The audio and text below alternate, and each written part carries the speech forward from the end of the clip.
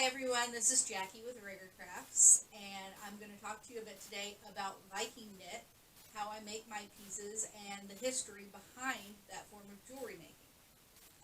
Viking Knit is also known as trichinopoly chain, which is a historical form of jewelry making that was most popular during the late Viking Age, so the 9th to 11th centuries, but it was also found all the way back through grave finds in ancient Egypt.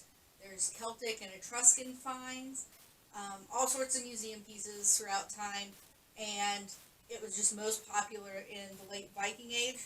There have also been finds of pieces up to 15th century in Norway. So it didn't just die out all of a sudden at the end of the Viking Age. There are plenty of examples of museum pieces. You can look on Facebook. I will try and splice in some pictures as we go through this. It's my first time editing a video, so bear with me. But you can find lots of examples of museum pieces. One of them that I did is a recreation of a piece from Finland, and it's got several different segments of Viking knit chain that goes between two brooches. If you've ever seen the turtle brooches that go on a Viking apron dress. And there's also examples of it being used as garment trim as well. You guys will have to excuse any background noises. We have a new cat who is currently holed up in my studio, and he's gonna bless us with plenty of background noise. But as I was saying, there's examples of pieces of it being used as trim on garments, such as a men's silk shirt cuff. It had Viking knit done onto the actual cuff of the sleeve because silk was such a high-priced item. It came all the way from Constantinople through trading with India and China. So in order to keep it from fraying, they would actually do Viking knit directly onto the fabric to keep it from fraying. There are plenty of finds. We're going to talk about just Viking Age finds now. The majority of the finds are from modern day Norway, Sweden, Denmark, Finland, and Estonia. What you doing, bud? He loves the camera. I'll try and post a picture of him later so everybody knows what all the commotion's about. It's also been found in the United Kingdom and Ireland, basically all the places where the Norse settled. It was found in there, mostly from hoards. If you aren't familiar with the history, the Vikings used to love taking big hoards of metal and just burying it in the ground. Precious metals, bronze and silver and gold. So they have a lot of finds, and that's where most of our complete pieces come from. Those, we can't really attribute it to one gender or another, but we can say that they did take it and bury it. We also have examples of fragments of Viking knit chain that were found in those hoards, which are assumed to be another method of hack silver. So, if you aren't familiar, something that the Vikings would do when they were trading, they didn't use coinage per se. They would take a piece of jewelry and cut a piece of it off. So say they had a bracelet, they would cut a piece of the bracelet off and weigh it, and that's how they would pay. And there's examples of fragments of chains, which is assumed to be hack silver in a way that they were paying. We also have it that was found in male and female graves. There's lots of examples of a graveyard in Birka, Sweden that was excavated that had it in male and female graves. The way that they determine that, sometimes it can't be determined because there were occasions where men and women were buried in the same grave, or you couldn't determine which grave that was associated with. But there are examples of brooch necklaces, again, like I was talking about, that go on the apron dresses with Viking knit as the brooch necklace between the two brooches. Those were worn by females, so we know that females wore these as jewelry.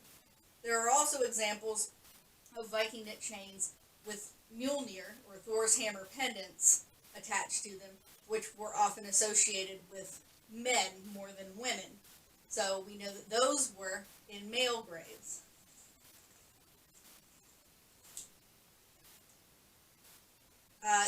They also made Viking knit chain out of all types of metal.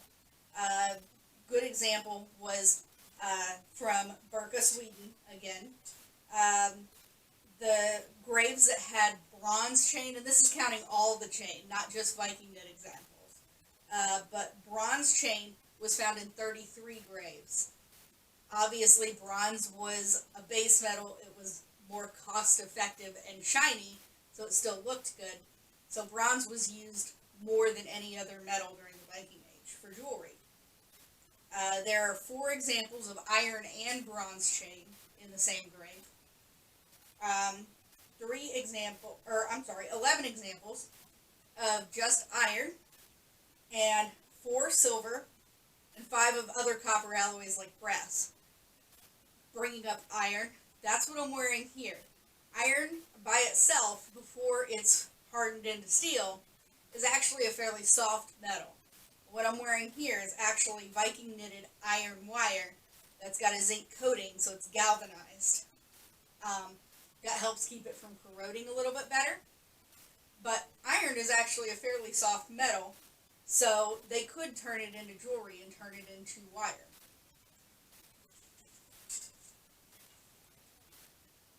Speaking of the wire gauges, I planned this so well in my notes. They could make very small wire.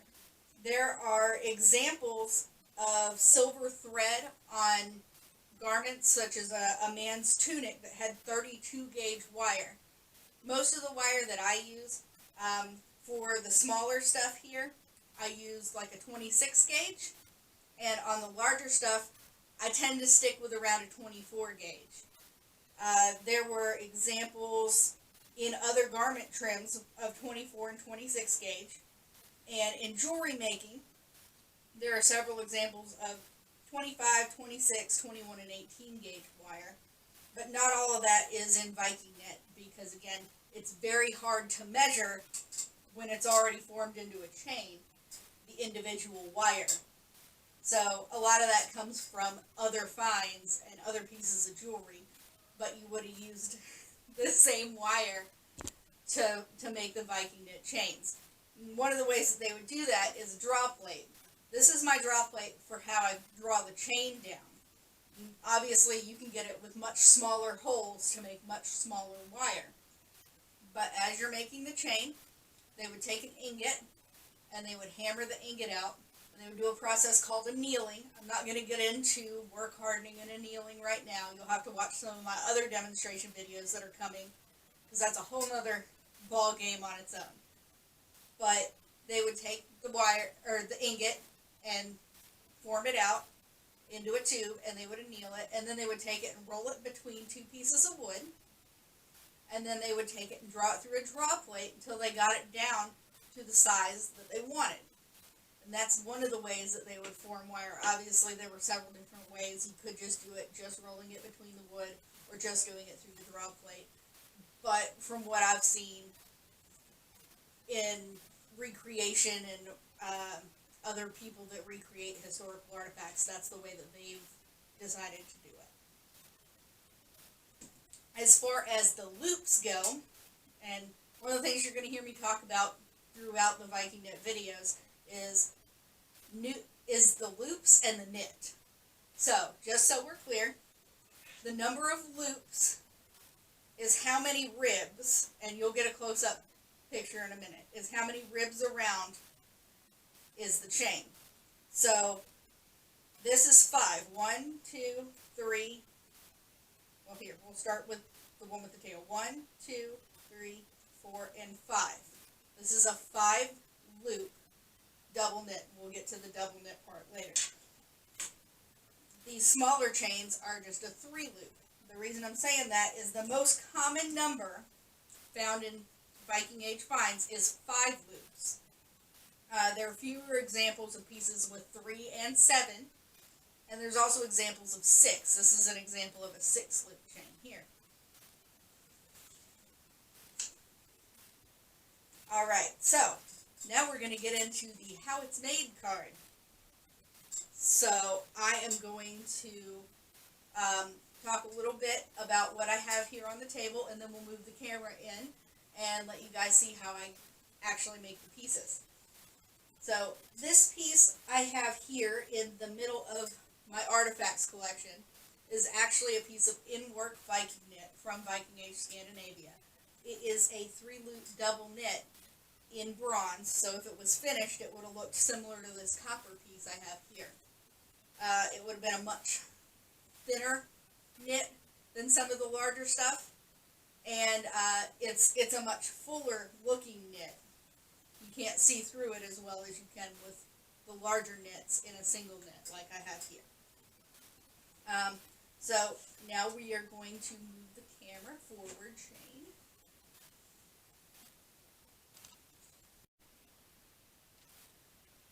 Alright, so we've got our camera repositioned, and we're going to talk a little bit about how I make my Viking knit chain, and I'm going to show you guys how I cast on my stitch, and we're going to talk a little bit about the different kinds of knit like I was talking earlier with the double and the single knit. This piece that I have in the center here, like I said, is a piece of actual Viking Age knit from Viking Age Scandinavia that I found in an artifact shop. It used to be thought that all of the Viking knit that was made on wooden dowels, and that's why we didn't have any examples of it in work. This is actually on a piece of bronze stock, so obviously they did make it on other materials. It's just not as common to find a piece in work. I use a piece of plastic here. It's a plastic dowel that is specially made for doing Viking knit. You can buy these online, and they have a little flower here at the end that comes off, and it makes it a little bit easier for casting on, and it has ridges, which makes it a little easier to make sure all your stitches are staying straight. You can do it on a pencil or a marker or anything like that. There are several different ways of doing it. This is just the way I prefer. So I've got a piece of wire here. I normally work in 15-foot lengths. I've cut a 5-foot piece of wire here to start just because it's a little more manageable. And what I'm going to do is I'm going to put it through the hole there and grab it with my finger on the other side. And I have to go through the petals of my flower here. Now I'm going to do, just like the piece that I showed earlier, a 3-loop double knit. So let's count the loops here.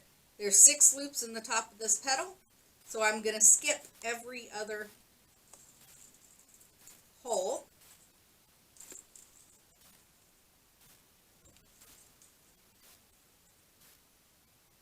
So that I can get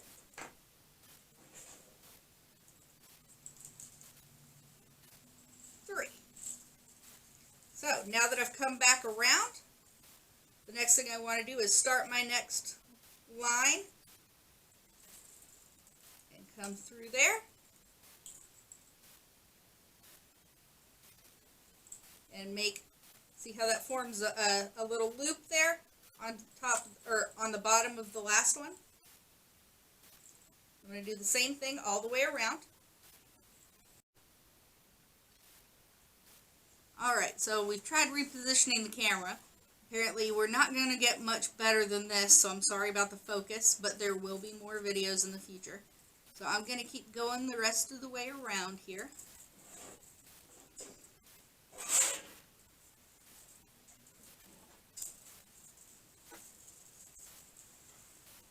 And when it kinks up like that, you always have to straighten it out.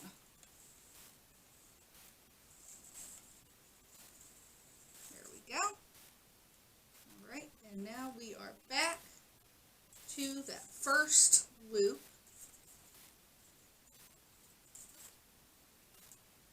untangle my wire here. Alright, so we're back to this first loop. So if I was doing a single stitch, I would just grab this one, move that wire out of the way here. I would just grab the one loop that I just made. But since I want to do this as a double knit, I'm going to grab 2 loops.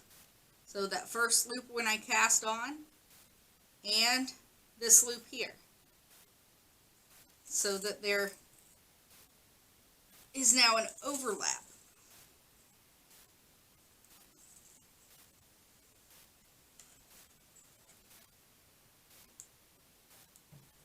Alright, so next I'm going to go,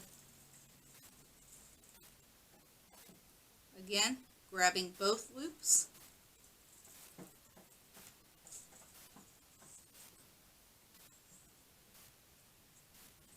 Just like that. And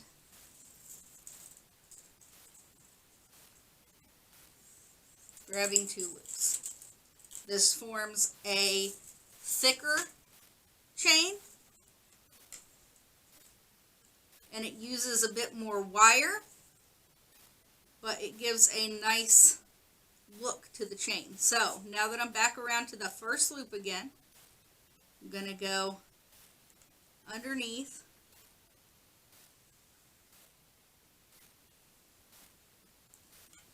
I'm having a hard time grabbing it. This is an awkward angle to work at. I apologize. I'm going to go here. See, there's 2 wires there. I'm going to go above that second wire.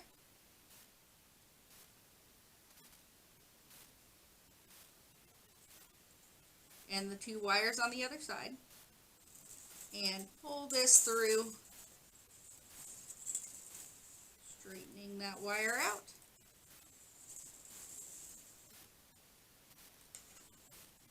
Just like that. And again, I'm going to go, there's 2 wires here, above that second wire,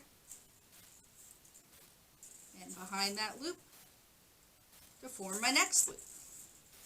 The same thing over here, there's 2 wires. I'm going to go right in there and form my next loop. Now, if I was wanting to do a triple knit, I would obviously be grabbing 3 wires at a time. So I would count 1, 2, 3, and I would go up through there. I'm not going to do that right now because I'm only doing a double knit. So I just have to stick with grabbing 2 wires at a time.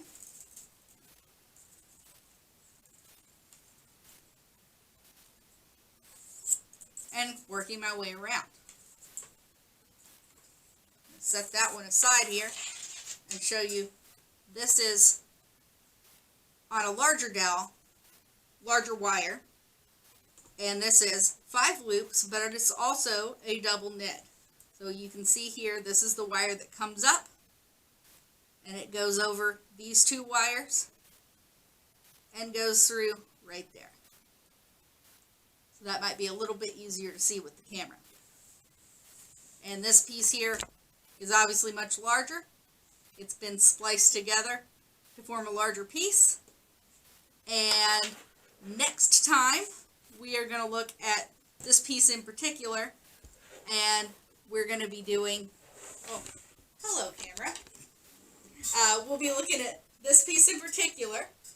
We'll be drawing it through the draw plate. We'll be doing some math and some measurements. So much fun. And then we will have another video showing how I finish my pieces and what I make out of this piece. I hope you guys enjoyed this video. Please leave your feedback, and I will see you next time. Also, leave us a like on our page.